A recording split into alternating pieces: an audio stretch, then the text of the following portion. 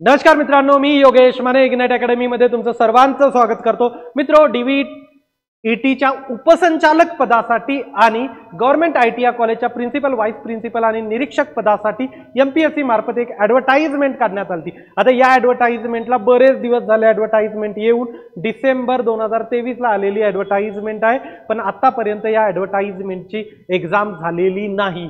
तर नक्की या ॲडव्हर्टाइजमेंट सोबत काय झालेलं आहे ते आपण या व्हिडिओ मार्फत बघणार आहोत. तर संपूर्ण व्हिडिओ शेवटपर्यंत बघा.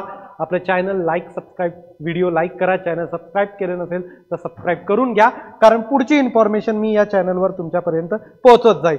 पुढे जाण्याच्या अगोदर, डिस्कस करण्याच्या अगोदर आपण आयटीआय प्रिन्सिपल, व्हाईस प्रिन्सिपल, निरीक्षक आणि उपसंचालक पदासाठी जवळ दोन्हीचाही सिलेबस सेम आहे. सिलेबस आणखीन मिळाला नाही, पण आपल्याकडे ऑलरेडी अगोदरचा सिलेबस होता. जवळपास 90% सिलेबस तोच असणार आहे. 5-10% चेंजेस येतील, जे की आपण पुढे घेणार आहोत. तर या सिलेबससाठी आपण एक लाईव्ह बॅच केली होती. सिलेबस जवळपास त्या बॅचचा संपलेला आहे. आता त्याच्यामध्ये क्रॅश सेशन्स चालू आहेत, रिव्हिजन सेशन चालू आहेत. एक बेहतरीन टेस्ट सिरीज त्यामध्ये आपण ऑफर केली. जवळपास 1700 MCQची ही टेस्ट सिरीज आहे. 1750 MCQची ही टेस्ट सिरीज आहे. त्यानंतर प्रत्येक चॅप्टर नंतर 13 चॅप्टर आहेत. प्रत्येक चॅप्टर नंतर MCQचे सेशन घेतलेले आहेत. सध्या क्रॅश सेशन सुद्धा चांगले चालू आहेत. अनलिमिटेड व्ह्यूज आहे. तर ही एक रेकॉर्डेड बॅच आपण तुमच्यासाठी घेऊन आलो. इनिशियली या बॅचची फीस 9,999 ठेवलेली होती आणि आता आपण त्याच्यावर 50% सध्या डिस्काउंट देत आहोत. तर ती 4,999 प्लस GST मध्ये तुम्हाला बॅच अवेलेबल होईल. संपूर्ण सिलेबस याच्यात कव्हर केला आहे. आणि असं नाही आहे की सिलेबस संपला की लगेच सर्व काही बाजूला गेले, तसं नाही. आपलं लाईव्ह सेशन्स त्याच्यामध्ये सध्याही चालू आहेत. रिव्हिजन सेशनसाठी पुन्हा MCQचे सेशन आणखीन होतील. तर कंटिन्युअसली तुम्हाला अपडेटेड ठेवण्यात येईल. सिलेबस आल्यानंतर काही चेंजेस आले तर ते सुद्धा त्याच्यामध्ये कव्हर करण्यात येतील. तर अशी तुमची 100% सिलेबस कव्हर असलेली, व्यवस्थित गायडन्स असलेली ही बॅच असणं आहे. पुढं आता येऊ प्रश्नांकडे. जे सर्वात महत्वाचा प्रश्न होता पहिला, की आजकाल एक गोष्ट चालली ती म्हणजे डिसेंबरमध्ये एक्झाम होईल, डिसेंबरमध्ये एक्झाम होईल. याच्या मागे काही लॉजिक आहे का? तर लोक लॉजिक काय सांगतायत तुम्हाला, की सप्टेंबरमध्ये महाराष्ट्राच्या इलेक्शनची, विधानसभेच्या इलेक्शनची आचारसंहिता लागणार आहे आणि जवळपास हे 2 महिने चालेल. त्यामुळे ऑक्टोबर नोव्हेंबर तर असाच जाईल, एक्झाम डिसेंबरमध्ये होईल. जे डिसेंबरमध्ये सांगतात त्यांच्या मागे हे लॉजिक लावतात ते. पण बघा की काय असतं, की कधीही कुठल्याही एक्झाम्सला आचारसंहिता हे बंधन असू शकत नाही. ऍड आली ना मग संपलं. आचारसंहितेच्या अगोदर ऍड येतात. आचारसंहितेमध्ये ऍड येत जरी नसल्या तरी आचारसंहितेमध्ये एक्झाम घेऊ शकत नाहीत का? तर यासाठी कुठलाही असा रूल नाही आहे की आचारसंहितेमध्ये एक्झाम होत नाही. मग एक्झाम का घेतल्या जात नाही आचारसंहितेमध्ये? तर त्याचं सिंपल कारण असं आहे की जी मॅनपॉवर एक्झामला लागते ती मॅनपॉवर इलेक्शनमध्ये बिझी असते, राईट. त्यामुळे मोस्टली या एक्झाम होत नसतात. थोडंसं बिझी असते एक्झाममध्ये शेड्यूल वगैरे, इलेक्शनमध्ये ते शेड्यूल बिझी असतं, त्यामुळे जनरली एक्झाम होत नाही. पण आपल्या एक्झामचं काय, की आपले आहेत इनमिन 5,000 विद्यार्थी. त्यामुळे एक्झाम घ्यायचा असेल तर कुठलाही अडथळा येत नाही. पण त्याचे चान्सेस थोडेसे कमी होतात की आचारसंहितेमध्ये एक्झाम असायचे, राईट. त्यामुळे आचारसंहितेच्या नंतर जाऊ शकते का, अगोदर होऊ शकत नाही का? तर अगोदर होण्यासाठी प्रॉब्लेम काय, की ही ॲडव्हर्टाइजमेंट मी तुम्हाला सांगितली की रिवाईज होणार आहे. ॲडव्हर्टाइजमेंट रिवाईज होणार आहे. आता तुम्ही म्हणाल सर रिवाईज का होईल? कारण SCBCचं रिझर्वेशन आपली ऍड आल्यानंतर आलं. SCBCचं रिझर्वेशन आपली ऍड आल्यानंतर आलेलं असल्यामुळे ही ॲडव्हर्टाइजमेंट रिवाईज होणार आहे. आता कशावरून डिसाईड होतं की रिवाईज होणार आहे? ज्यांची एक्झाम झाली, ज्या ॲडव्हर्टाइजमेंटसाठी एक्झाम झाली त्यांची ऍड रिवाईज होत नाही. ज्यांची एक्झाम राहिली त्यांची ऍड रिवाईज होते, राईट. त्यामुळे SCBCच्या रिझर्वेशनमुळे ही ऍड रिवाईज होईल, राईट. आता जेव्हा ऍड रिवाईज होईल म्हणजे काय, तुमचे फॉर्म सुद्धा ओपन होतात. आता फॉर्म ओपन झाल्यानंतर लगभग तुम्हाला 20 डेजचा टाइम मिळतो चेंजेस करण्यासाठी. 20 डेजचा टाइम मिळतो कशासाठी? चेंजेस करण्यासाठी. आता चेंजेस तुम्ही काय काय करू शकता? तर फक्त आणि फक्त तुमची कॅटेगरी तुम्हाला चेंज करता येते.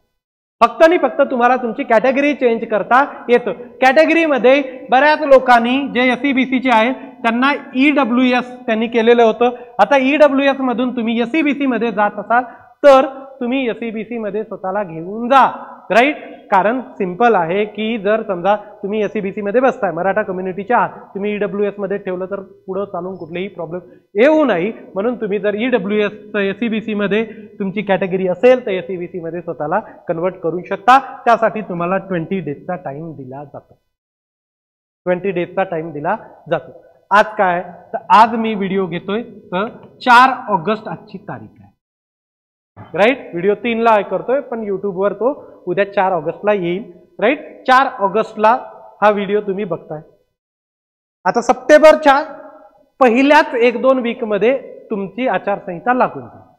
विधानसभेची आचारसंहिता पहिल्याच 1-2 वीकमध्ये लागण्याचे पुरेपूर चान्सेस आहेत असं आसपास बघून तरी वाटतं, पॉलिटिकल सिनॅरिओ बघून, की पहिल्या 1-2 वीकमध्येच आचारसंहिता विधानसभेची येईल. त्यानंतर होऊ शकतं की याचं पूर्ण काम थांबलं जाईल, याचे चान्सेस आहेत, राईट. त्यामुळं हे 20 डेज जरी आता लगेच सोमवारी ॲड रिवाईज झाली तरी ऑगस्ट हा महिना तुमचा जवळपास तुमच्या फॉर्मला रिवाईज म्हणजे फॉर्म चेंजेस करण्यासाठीच मिळून जाईल. मग तर आचारसंहिता चालेल. म्हणून हे एक चान्स आहे की तुमच्या आचारसंहितेच्या नंतर म्हणजे इलेक्शनच्या नंतर ही एक्झाम जाऊ शकते, आता असं वाटतंय. कारण डिपार्टमेंटमध्ये सध्या तरी याच्यावर फार हालचाल वगैरे चालू नाही. एक गोष्ट जाऊ शकते. आता त्या गोष्टीच्या भरोश्यावर तुम्ही अभ्यास तर करू शकत नाही की बाबा इलेक्शनच्या नंतर होणार आहे, मग तोपर्यंत मी काय करतो की थोडंसं स्लो जातो. बिलकुल नाही. हे सगळ्यात वर्स्ट स्ट्रॅटेजी आहे, सगळ्यात वर्स्ट स्ट्रॅटेजी. तुम्हाला डोक्यात नेहमी हे लक्षात ठेवा, मी नेहमी जशी ही ॲडव्हर्टाइजमेंट आली तसं मी हे सांगतोय की तुम्ही तुमच्या आयुष्यात सर्वात कमी कॉम्पिटिशन असलेली क्लास 1ची कोणती पोस्ट ची एक्झाम देत असाल तर त्यामधली ही एक आहे. जेव्हा कॉम्पिटिशन कमी असते तेव्हा होण्याचे चान्सेस जास्त असतात आणि जेव्हा वाटतं की सिलेक्शन होण्याचे चान्सेस जास्त आहे तेव्हा तुम्ही जास्त एनर्जी लावली पाहिजे. त्यामुळे जो कधीही एक्झाम हो, एक्झाम कधीही जरी झाली तरीही तुम्हाला त्याच एनर्जीनं अभ्यास करत राहायचा. बिलकुल एनर्जी डाऊन व्हायची नाही. काहीही अपडेट आले तर मी घेऊन येत नाही, राईट. मी कधीच डायरेक्टली म्हटलं नाही तुमची की डिसेंबरमध्ये एक्झाम जाईल. कारण मी जर डिसेंबरमध्ये तुम्हाला लगेच एक्झाम आहे म्हणून सांगायला तर अर्धे लोक बुक बंद करून बसते. माझी बिलकुल अपेक्षा आहे की हे तुमच्या डोक्यात राहावं की एक्झाम एका महिन्यानंच होणार आहे आणि त्या स्ट्रॅटेजीनं तुम्ही अभ्यास करत जावं जेव्हा एक्झाम होईल तेव्हा. आता एक्झाम कॅन्सल होईल का, काही लोक सांगतात की नाही ही तर एक्झाम कॅन्सल होईल. कुठेही चान्सेस नाही आहेत एक्झाम कॅन्सल व्हायचे. बिलकुल चान्सेस नाही आहेत एक्झाम कॅन्सल व्हायचे. का नाही आहे, कारण एका ITIच्या प्रिन्सिपलवर 3-3 कॉलेजचा बर्डन आहे, 3-3 कॉलेजचे त्यांच्याकडे चार्ज आहेत, राईट. तर मग एवढी रिक्वायरमेंट असताना एक्झाम कॅन्सल होण्याची बिलकुल शक्यता नाही, राईट. आता तुम्ही बघा ITI मध्ये इन्स्ट्रक्टरच्या पोस्ट एवढ्या भरल्या, एकदा 1457 आल्या, त्यानंतर 772च्या आल्या. पुढे जर ITI इन्स्ट्रक्टर भरत असेल प्रिन्सिपल सुद्धा लागणारच आहेत ना त्यांना. तेव्हा सुद्धा ती ॲडव्हर्टाइजमेंट काढली आणि मोठी ॲडव्हर्टाइजमेंट काढली, छोटी नाही. 123 जणांची ॲडव्हर्टाइजमेंट आहे. तर मग एवढं काही रिक्वायरमेंट असताना ती ॲड कॅन्सल व्हायची काहीही शक्यता नाही आहे. आता मग तुम्ही म्हणाल की सर वेळ एवढा का जातो. हे बघा मित्रो की याच्या अगोदर पॉलिटेक्निकच्या प्रिन्सिपलची ॲडव्हर्टाइजमेंट आली, असिस्टंट प्रोफेसरची ॲडव्हर्टाइजमेंट आली, त्या एक्झाम झाल्या का, नाही झाल्या, राईट. म्हणजे डोक्यात हे ठेवा की MPSCच्या एक्झाम्सला वेळ लागतो, राईट. आणि ही कॅलेंडरमध्ये नसलेली एक्झाम आहे, याची डेट कुठलीही एक्झामच्या टायमिंगचं फिक्स झालेलं नाही आहे. त्यामुळे अशा एक्झाम्सला वेळ लागतो, हे फॅक्ट आहे. ते आपल्या डोक्यात ठेवून आपल्याला म्हणजे थोडाला स्वतःला सॅटिस्फॅक्शन द्यायचं आहे की बाबा एक्झाम होणार आहे. फक्त जेव्हा तयारी करता, प्रिपरेशन स्ट्रॅटेजी बनवताय तेव्हा हे लक्षात ठेवून बनवा की लगेच जवळ कमीत कमी कालावधीमध्ये ही एक्झाम होणार आहे, तरच तुमचा अभ्यास पूर्ण होईल. बुक्स बंद करून बाजूला ठेवू नका की एक्झाम लांबते, एक्झाम होण्याचे कमी चान्सेस आहे. कोणालाही कधी काय होतं की अचानक एखादा स्लॉट दिसला MPSC एक्झाम घेऊन टाकते, राईट. अशा गोष्टी होतात आणि अशा एक्झाम सोबत जिथं कमी कॅन्डिडेट असतात ना, MPSCला मॅनेज करण्याचं फार जास्त बर्डन येत नाही. त्यामुळे एक्झाम कधी सडनली सांगितलं जातं की एक्झाम होणार आहे, ओके. फक्त आपल्याला काय आहे की आता मराठा रिझर्वेशनमुळे ॲड रिवाईज होणार आहे आणि ती ॲड रिवाईज जे होणार आहे ती थोडीशी अगोदर रिवाईज होईल. त्यामुळे पूर्ण गोष्टींची आयडिया येईल. आणखी सिलेबस सुद्धा दिलेला नाही आहे. मी मेल केला, 4-5 वेळेस मेल केला. तुम्ही सर्वजण मेल करा MPSCला, राईट.